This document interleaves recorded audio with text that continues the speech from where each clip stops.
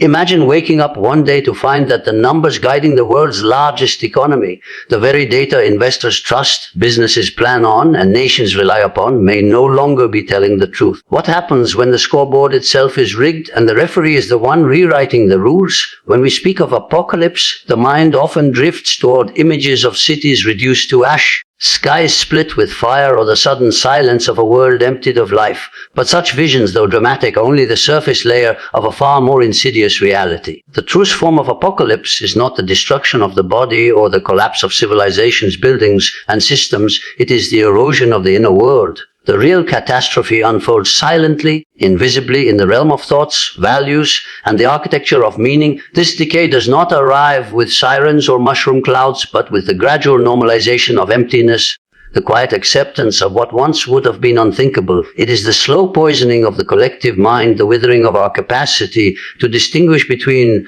what uplifts the soul and what degrades it. In this internal apocalypse, the mind becomes a battlefield littered with the wreckage of once vital ideals. The soul's compass, once oriented toward truth, beauty, and integrity, spins wildly, unable to find its bearings in the storm of manufactured illusions. The danger here is subtle, for there is no single day when it begins. No one sounds the alarm as the foundations of inner life weaken. Instead, the collapse comes through small compromises, repeated distractions, and the gradual surrender of depth to comfort, of wisdom to noise. The inner walls that protect the sanctity of thought are breached not by armies, but by the endless flood of hollow messages, until the fortress of the self is little more than a ruin open to whatever passing influence demands entry. The inner apocalypse is more dangerous than any external one precisely because it is so hard to recognize. When cities fall, the rubble is visible. When economies collapse, the effects are felt immediately. But when meaning itself rots, life continues in a grotesque parody of normality. People still work, eat, laugh, and sleep, unaware that their capacity for genuine experience has been replaced by a kind of mechanical existence. The danger lies not in death, but in the persistence of life without spirit, a life that moves without direction, motivated by forces it no longer understands. The destruction of the mind is also harder to reverse. A burned house can be rebuilt, a fallen tree can regrow, but a mind that has lost its grounding in reality becomes a labyrinth where truth and falsehood are indistinguishable. Once a lie could be recognized as a deviation from truth, now lies are woven into the very fabric of perception. This is the apocalypse that does not end with a bang but stretches on indefinitely, a twilight of the spirit where each day is just a little dimmer than the last. The most tragic aspect of this inward collapse is that it feeds on human adaptation. The mind, remarkable in its ability to adjust to new conditions, begins to treat the abnormal as ordinary. What should provoke outrage becomes tolerable. What should inspire reverence becomes irrelevant. The thresholds of disgust, awe, and discernment lower until the self is adrift in a sea of impressions without anchor or purpose. Slowly, the individual ceases to live as a conscious being and becomes a vessel for whatever the surrounding culture pours into it. This is not the extinction of life, but its hollowing out, leaving behind shells that mimic humanity's form but lack its inner fire. In this way, the apocalypse of the mind prepares the way for all others. When the inner citadel falls, the outer structures cannot long endure. Civilizations collapse from the inside out, beginning with the loss of their inner vision, their moral center, and their shared sense of what is worth protecting. The cities may stand for a while, but they will be inhabited by those who have forgotten what it means to be truly alive, and from that point forward, their fall is only a matter of whence. Corruption was something we could point to in the tangible world. Polluted rivers, rotting streets, the stench of refuse left uncollected, the visible decay of structures left to collapse under neglect. It was physical, undeniable, and met with a kind of instinctive disgust. But now, the filth has shifted its ground. It no longer confines itself to the visible world. It has seeped inward, settling into the recesses of the mind where it does its work unseen. The air may be clear, the streets swept, the buildings polished, yet within the mental landscape, there is rot spreading from thought to thought. What was once external degradation has become internal corrosion, a slow but relentless contamination of the psyche. This inner pollution is not a sudden invasion, but a creeping infiltration. It arrives through the images we consume, the language we accept, the half-truths we repeat without question. It masquerades as entertainment, as harmless distraction, as harmless indulgence until it embeds itself so deeply that its removal feels impossible. Over time, it reshapes the contours of thought, dulling sensitivity to beauty, blurring the boundaries between truth and falsehood, eroding the capacity to recognize when something has crossed into the realm of the grotesque. The filth of the mind does not smell or stain in a way the senses can detect, yet its effects are more enduring than any physical grime because it clings to the architecture of perception itself. The tragedy is that this kind of contamination often feels like liberation at first. The mind, offered a steady diet of instant gratification, learns to equate indulgence with freedom. The removal of restraint is celebrated as progress, and the boundaries that once guarded the dignity of thought are dismantled with applause. Yet this is not the expansion of the mind, but its exposure, its vulnerability to any passing impulse or manufactured desire. In the absence of these inner boundaries, the mental space becomes a dumping ground where anything can be deposited. Violent imagery, empty slogans, seductive lies, each leaving its residue until the original clarity of the mind is no longer visible. The movement of filth into the mind also changes the nature of resistance. Cleaning a street requires brooms and shovels. Cleansing the inner world demands the far harder work of self-awareness. It requires turning one's gaze inward, confronting not only what was placed there by others, but also the parts of the self that invited it in. Many avoid this task because it forces an uncomfortable admission that the filth is not merely imposed from the outside, but is sustained by one's own complicity. It thrives when the individual chooses convenience over truth, distraction over understanding, and sensation over meaning. As the mind becomes more polluted, its power to imagine something pure diminishes.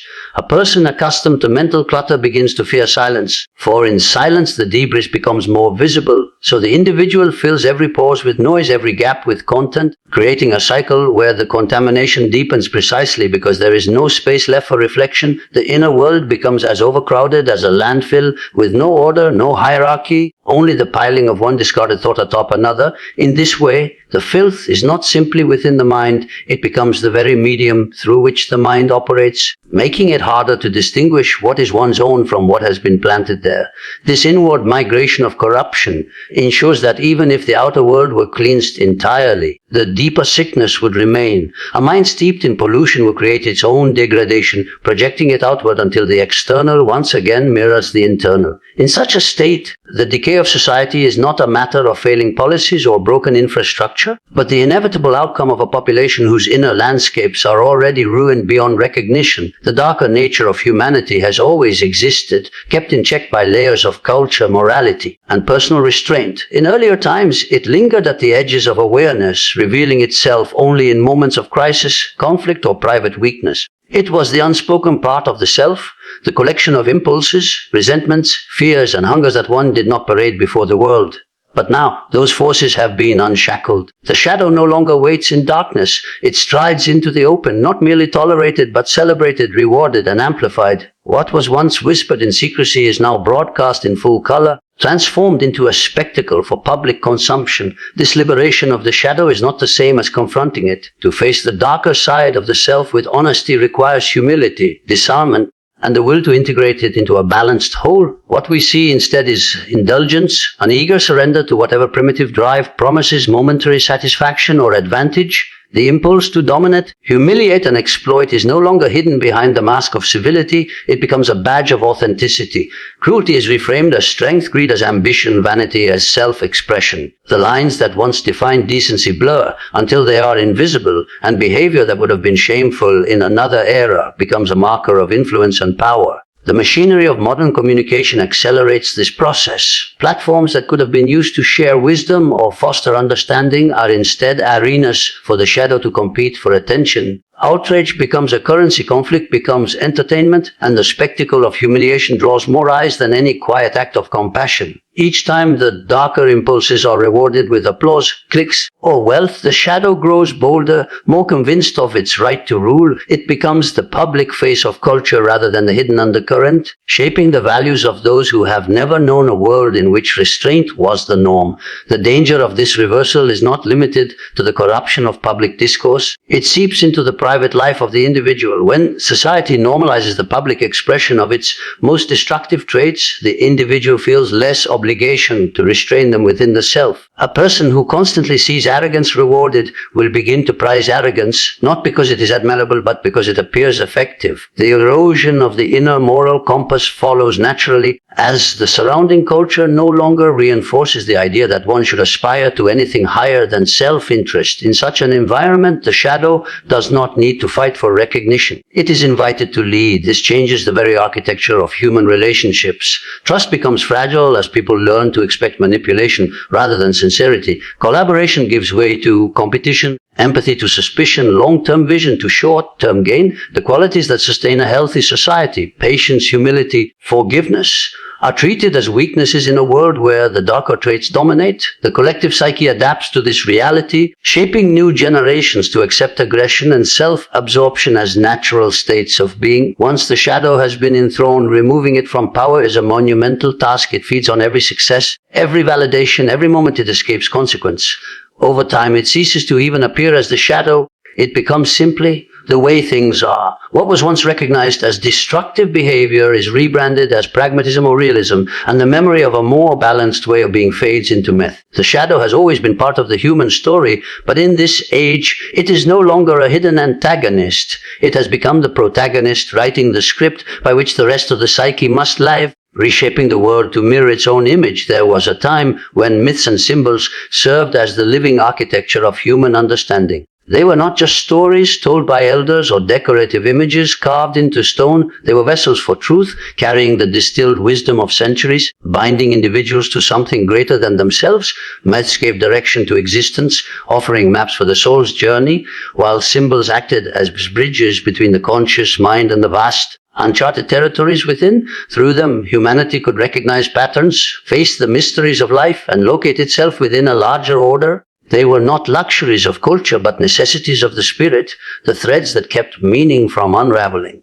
Now those ancient threads lie frayed and forgotten. In their place stands a vast marketplace of images, loud and glittering yet hollow. The sacred has been replaced by the trivial, the profound by the fleeting. The myths that once called people to transformation have been discarded, replaced by advertisements that call only to consumption. Symbols that once connected the human being to the eternal have been reduced to logos, stripped of depth and repurposed to sell products. The language of the soul has been hijacked, and what was once a bridge has become a billboard. This loss is not simply aesthetic, it has dismantled a vital means by which humanity interprets reality. Without true myths, the mind loses a central navigational tool. Myths were not meant to entertain, but to teach the individual how to live, to reveal that life's trials and sufferings were not meaningless chaos, but necessary stages in a greater process. They showed that the journey into darkness could lead to rebirth, that the confrontation with monsters could awaken strength, that sacrifice could give birth to renewal. Without them, struggle appears as mere misfortune, and the individual, deprived of context, is left drifting without understanding the purpose of pain or the meaning of joy. The symbols of the past were not arbitrary images. They were distilled representations of universal experiences. The tree, the serpent, the sun, the labyrinth, each held layers of meaning, accessible at once to the intellect and the unconscious. They spoke in a language deeper than words, awakening something that logic alone could not reach. Now, stripped of their sacred resonance, such symbols are flattened into decoration, drained of the power to awaken. The unconscious still responds to them, but the response is muted, confused, distorted by the absence of a shared cultural framework to interpret them. In this vacuum, counterfeit myths flourish. Shallow narratives take the place of profound ones, offering the appearance of meaning without its substance. The hero's journey becomes a formula for blockbuster entertainment rather than a call to inner transformation. Archetypes are reduced to stereotypes, their complexity is sacrificed for easy recognition. These fragments of myth, divorced from their roots, cannot nourish the spirit. They provide momentary distraction, but no lasting direction, leaving the individual entertained but unchanged. The forgetting of myths and symbols also erodes the collective bond. Shared stories once united people across generations, giving them a common language to discuss the deepest aspects of existence. Now, In their absence, society fractures into countless subcultures, each with its own fleeting references and private codes. Without a unifying symbolic framework, the dialogue between individuals becomes shallow, unable to bridge the gap between surface identities. The deep currents that once ran beneath culture are replaced by shifting waves of trend and novelty. And yet, the absence of these myths does not mean they are dead. They remain buried in the collective memory, dormant but waiting. Their forms still surface in dreams, in art, in moments of crisis when the conscious mind falters and something older rises to guide the way. But in the noise of the present age, few recognize these appearances for what they are, and fewer still follow their call. The silence left by the loss of living myth is filled with static, drowning out the voices that once sang the soul toward its true home. The figures that once stood as guiding lights in the human imagination have not vanished. They have been disfigured. The hero, once the embodiment of courage, self-sacrifice, and the triumph of principle over fear, has been recast into the shape of a performer, a brand, a marketable personality whose victories are measured not by the dragons slain or the burdens lifted from the community, but by the attention they can command and the commodities they can sell. The journey that once demanded hardship, discipline, and a confrontation with the self has been replaced with carefully staged appearances, each moment curated for public consumption. What was once a path of transformation has become a loop of self-promotion, where the only real quest is for visibility. The wise one, the keeper of knowledge, and the guide through life's uncertainties, has been silenced not by the absence of wisdom, but by the triumph of noise. In a world where every voice demands equal space, discernment is lost, and the one who has spent a lifetime gathering truth is drowned in the clamor of those who have nothing but opinions. Worse still, the figure of the wise one is often imitated by those who wear the appearance of authority, but have none of its substance. They dispense not truth, but palatable half-truths, not guidance, but slogans, offering comfort instead of challenge and distraction instead of depth. The fool, who in older traditions served a vital role as the trickster, the one who appends complacency and exposes hidden truths through mockery and inversion, has been corrupted as well. The modern fool no longer seeks to awaken but to sedate. Wit is replaced by shock, subversion by vulgarity, and the deeper function of the fool, which once pointed toward freedom through the destruction of falsehood, has been flattened into shallow entertainment that numbs rather than provokes. Instead of reminding the world of its hypocrisies, the fool now joins in them, laughing not at the tyranny of power, but at the vulnerability of the powerless. Even the shadow, the dark counterpart that in healthy myth serves as a mirror and a test for the hero, is now less a challenge to be overcome than an ally in the pursuit of influence. In the corrupted archetype, the shadow is celebrated outright, not as a force to be understood and integrated, but as a dominant identity to be embraced without question. The confrontation with darkness is abandoned in favor of glorifying it, stripping the journey of any hope for transformation. These distortions are not accidental. They reflect the values of an age that has traded depth for spectacle, where appearance eclipses reality, and the symbols that once pointed beyond the self now point only back toward it.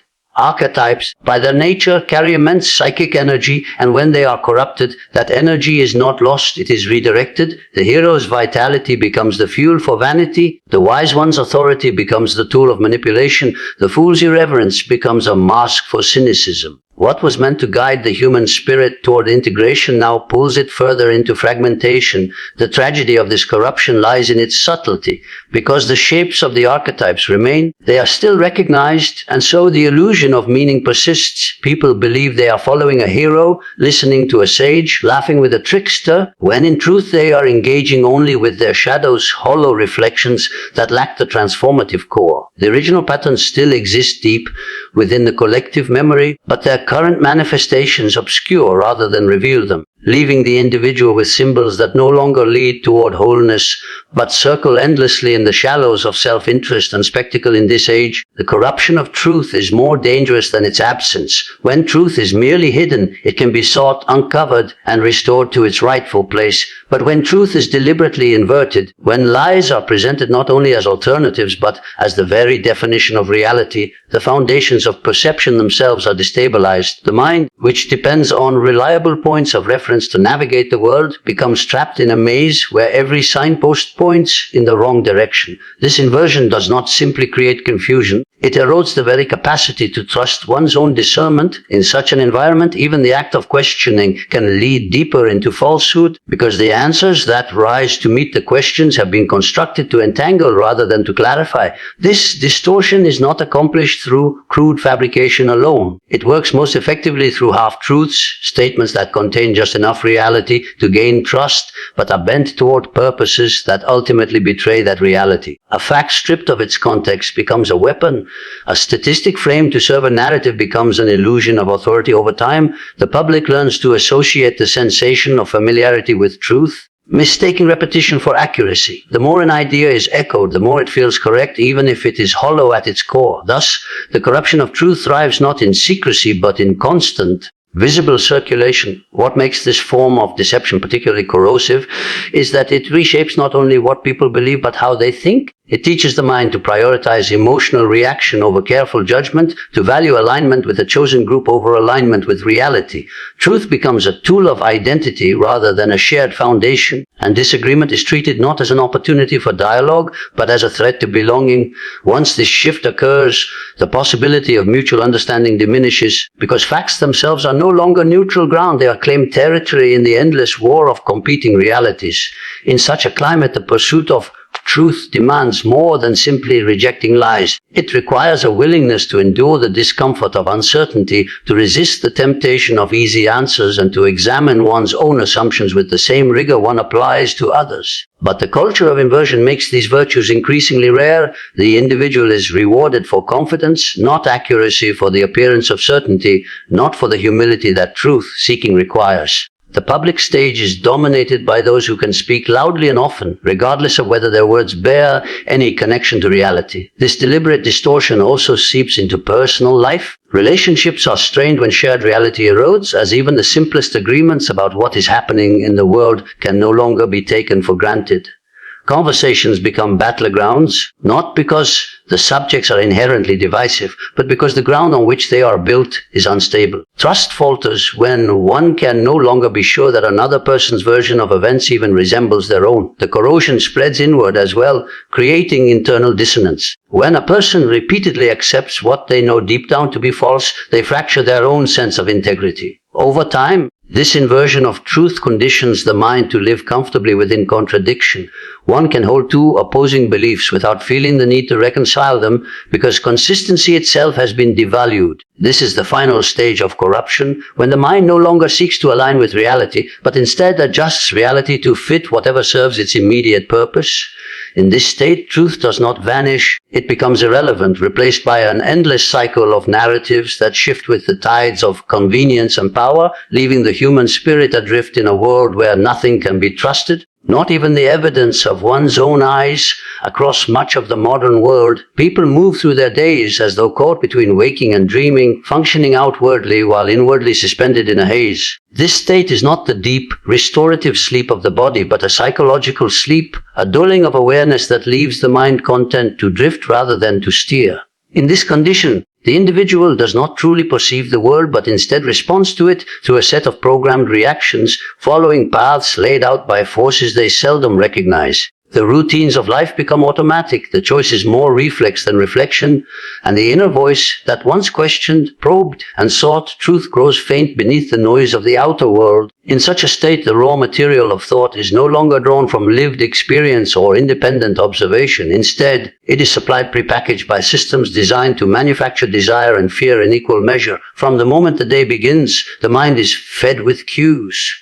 What to value, what to fear, what to admire, what to despise, until the self is little more than a composite of influences. This shaping of perception is so seamless that most are unaware it is happening. They imagine their beliefs and tastes to be entirely their own, not recognizing how thoroughly they have been curated by the steady drip of information and imagery that surrounds them. The tragedy of this dreamlike existence is that it offers a seductive comfort. To awaken is to face uncertainty, to accept the burden of responsibility for one's own life and choices. Remaining asleep spares the individual from this weight. In the haze, one can follow the path of least resistance, adopting ready-made opinions and pleasures without the struggle of forging them independently. But this comfort comes at the cost of freedom. A mind that does not actively direct itself is easily steered, and those who profit from a compliant population understand well how to keep it lulled. The mechanisms that maintain this sleep are both obvious and invisible. On one hand, there are the constant distractions, the endless entertainment, the cycle of trivial controversies, the stream of novelty that ensures attention is always occupied but rarely focused. On the other hand, there are subtler reinforcements, the social rewards for conformity, the quiet penalties for dissent, the subtle framing of reality that defines what is normal and what is extreme. These forces work together to keep the individual moving along a narrow track, mistaking this restricted path for the whole expanse of reality. Over time, the senses grow dull to anything that lies beyond this track. Beauty no longer pierces the heart. Injustice no longer provokes outrage. Mystery no longer sparks curiosity. Instead, reactions are shaped by the cues provided. Outrage at the approved targets, compassion for the approved causes, indifference toward anything outside the frame. In this way, the sleep deepens not through lack of stimulation but through overstimulation, where the sheer volume of impressions leaves no space for the slow, quiet work of genuine thought. Breaking free from this psychological sleep is not as simple as hearing a wake-up call. The habits of mind that sustain it are deeply ingrained, reinforced by a world that rewards passivity and punishes questioning. Awakening demands an act of will, the decision to pause, to observe, to hold back from the automatic response, and ask whether it truly belongs to the self or to the machinery of influence. It requires the courage to stand apart from the crowd's momentum, even when that separation brings discomfort or isolation. Without such awakening, the individual remains a sleepwalker, moving through life in a dream constructed by others, unaware that they have the power to dream for themselves. Within the very heart of disorder lies an unrecognized potential, for chaos has always carried a hidden gift. When the mind becomes saturated with pollution, when the noise of falsity drowns out every whisper of the real, there is a point at which something deep within begins to resist. This resistance may not arise from conscious choice at first. It is more like an ache, a subtle hunger for clarity, for air that is untainted. The soul, long starved of authenticity, begins to stir in discomfort, and this stirring is the earliest sign that the filth surrounding it has failed to completely suffocate what is vital. Though the outer world may still be tangled in confusion, an inward longing for something uncorrupted starts to take shape, growing stronger as the contamination grows more obvious. Crisis by its nature shatters the illusions that keep people at ease. So long as life feels bearable, there is little incentive to search for something deeper. But when the mind is pressed to the point of exhaustion by contradiction, when it can no longer hide from the deformity of its surroundings, a threshold is crossed. The very discomfort that once seemed unbearable becomes the fuel for transformation. The chaos that once distracted now points directly toward the need for a center, for a still point that cannot be touched by the turbulence of the age. The yearning for truth intensifies precisely because falsehood has experienced in its fullest form. The awakening that begins in this way is rarely gentle. It strips away comfortable illusions, often leaving the individual feeling more lost than found. In its early stages. Old habits of thought collapse, and with them the familiar anchors of identity. What once seemed like certainties reveal themselves to be masks, and the self is forced to confront the uncomfortable fact that it has been shaped in part by the very forces it now rejects. This confrontation is painful, but it is also cleansing. It is the fire that burns away the dead wood, making space for something living to grow. In this sense, filth is paradoxically a teacher. It shows, in stark contrast, what the mind and spirit cannot thrive in. A person who has dwelt in mental pollution long enough to recognize its poison becomes more sensitive to the presence of the genuine. Small moments of truth stand out more sharply, acts of beauty shine more brightly, gestures of sincerity feel like lifelines. The soul begins to orient itself toward these moments, seeking them out, guarding them when it finds them. What once might have been overlooked as ordinary is now recognized as sacred precisely because it is so rare. Yet this process is neither automatic nor inevitable. Not everyone who suffers in chaos finds the path to awakening. Some are broken by it, others are hardened into cynicism. For the hunger to grow into action, there must be a willingness to step into the unknown, to abandon the false safety of familiar corruption in favor of the uncertain ground of truth.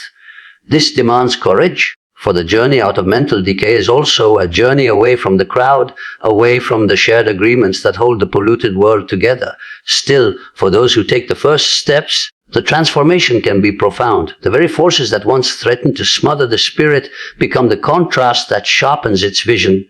The awareness born of suffering cannot be taken away. It forms a foundation that is far stronger than the naive innocence that existed before the fall into disorder. In this way, the crisis that seemed to promise only destruction reveals itself as a hidden invitation, a call to rise not despite the filth, but because of it, carrying forward the unshakable knowledge of what must never again be allowed to take root in the mind. The restoration of the inner world begins not with grand declarations, but with small, deliberate acts of reclaiming the self from the grasp of collective decay. In a time when every current seems to carry the mind toward noise, distraction, and manipulation, the act of stepping aside, of refusing to drift with the tide, becomes a quiet form of rebellion. This is not a retreat into passivity, but a conscious withdrawal from that which erodes the soul.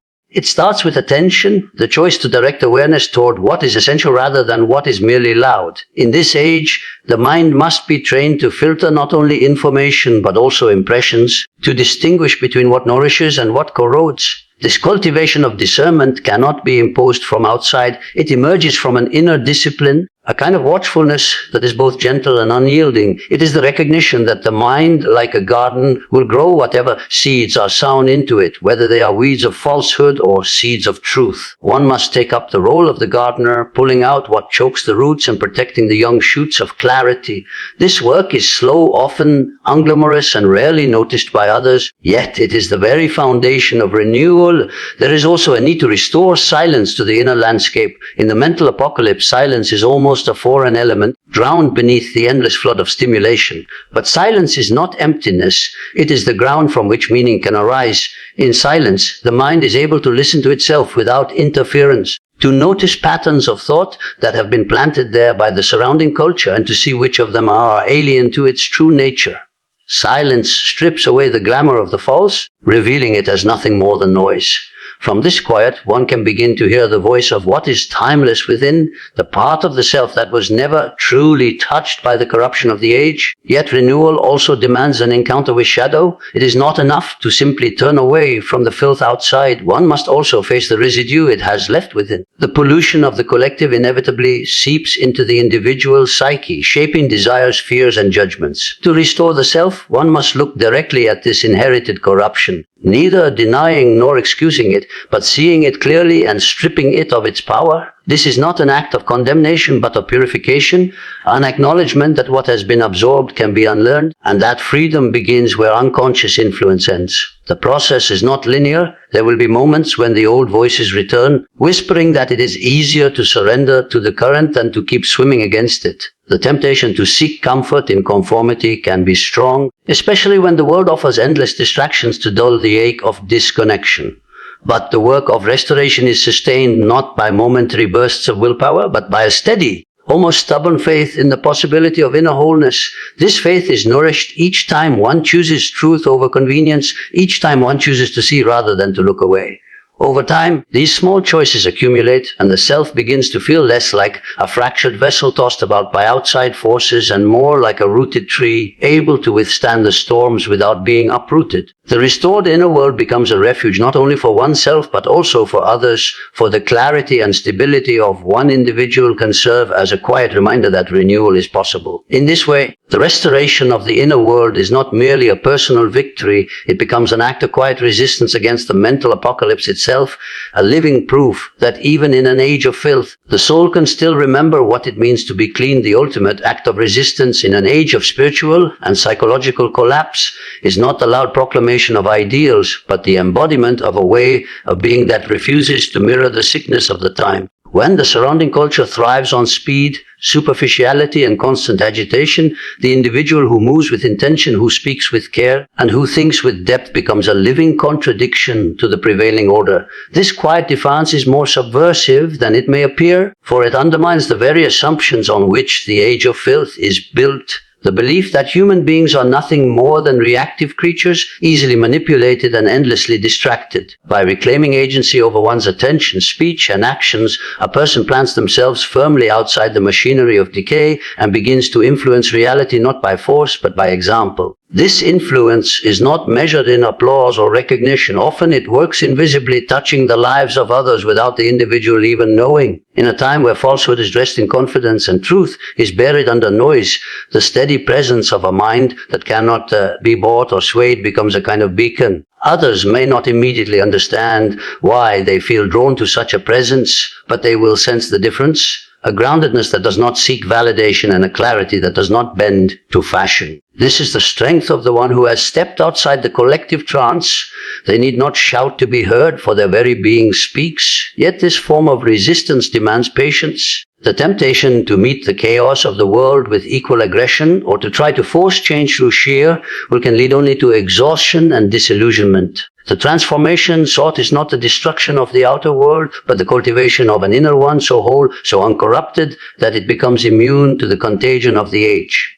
From this place, actions flow naturally without desperation, for they arise not from the need to prove something to the world, but from a deep alignment with what is right. This is why the most powerful resistance often looks from the outside like simplicity, a life lived in accordance with principles that the surrounding culture has abandoned, a refusal to participate in the games of deceit, a turning away from the economy of outrage. To maintain this posture, the individual must continually guard against subtle infiltration.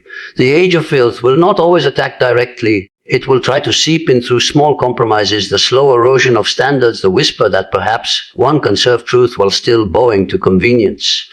Here, vigilance becomes a daily discipline, not as paranoia, but as a form of care for the soul. Just as one cleanses the body to prevent disease, one must regularly cleanse the mind of the residues left by the collective madness, whether they come through media, conversation, or even the atmosphere of a place. In time, this careful tending produces a kind of inner sovereignty that no external power can touch. Such a person is not easily swayed by fear, for their sense of security is not rooted in the shifting currents of the world. They are not dependent on the approval of the many, for they have found their worth in alignment with what they know to be true. And in a world where corruption spreads most effectively through those who have forgotten themselves, the one who remembers, who stands firm in their own center, becomes the most unyielding obstacle to the collapse. This is not heroism in the grand, romantic sense. It is heroism in the quiet, enduring sense, the kind that holds the line long after the noise has faded, leaving behind a trace of sanity that others may follow when the storm has passed, when the world drifts into moral and psychological collapse. The mind of the individual is not spared from the gravity of that decline. The erosion begins subtly as the values and truths that once served as anchors are replaced by illusions and shifting narratives. In such an environment, the individual must fight not merely to survive, but to remain inwardly whole, for the greater danger is not the outer chaos itself, but the way it can corrode one's inner structure. The greatest loss is not material, but spiritual. The fading of conviction, the quiet surrender to cynicism, the dull acceptance of the unacceptable. The first task, therefore, is to refuse to let the outer ruin dictate the condition of the soul. This requires both the courage to stand apart and the clarity to know when the collective mind is wrong, even when it is certain of its own righteousness. The challenge is that the collapse often disguises itself as progress. The age will drape its decay in the language of liberation, innovation, or necessity, making the abandonment of higher principles seem inevitable, even virtuous. The individual, if unguarded, will adopt these justifications without realizing that they are exchanging depth for convenience and truth for comfort. To resist, one must sharpen the faculty of discernment until it becomes second nature, able to detect the scent of falsehood beneath any ornamented claim. This is not a matter of paranoia, but of developing the inner ear that can hear when words are divorced from the inner eye, that can see when actions do not align with proclaimed ideals. In such times, maintaining one's integrity is an act of both preservation and rebellion. Integrity becomes the fortress within which the self remains untouched by the corrosion of the age. But this fortress is not built in a single moment. It is constructed brick by brick, choice by choice, in the small daily decisions to speak truth when a lie would be easier, to act with decency when cruelty would be rewarded, to remain faithful to reality when illusion is more comfortable. Every concession to the filth of the time is a stone removed from this fortress, and every act of alignment with truth is a stone placed firmly in its walls. The tragedy of the collective collapse is that so many dismantle their fortresses with their own hands, trading the protection of their inner strength for the fleeting comfort of belonging to the mass. Yet it is precisely the one who resists this trade who will outlast the storm. They do not imagine themselves immune to the pressures of the time, but they cultivate the habits and disciplines that keep those pressures from shaping their essence. They choose solitude over the intoxication of the crowd when the crowd demands the betrayal of truth. They turn to silence when the air is thick with deceit. They nourish their mind and spirit with sources untainted by the decay, knowing that what one consumes inwardly will over time determine what one becomes. This requires patience, for the fruits of such discipline are not immediately visible, and the world may mistake such restraint for passivity or weakness.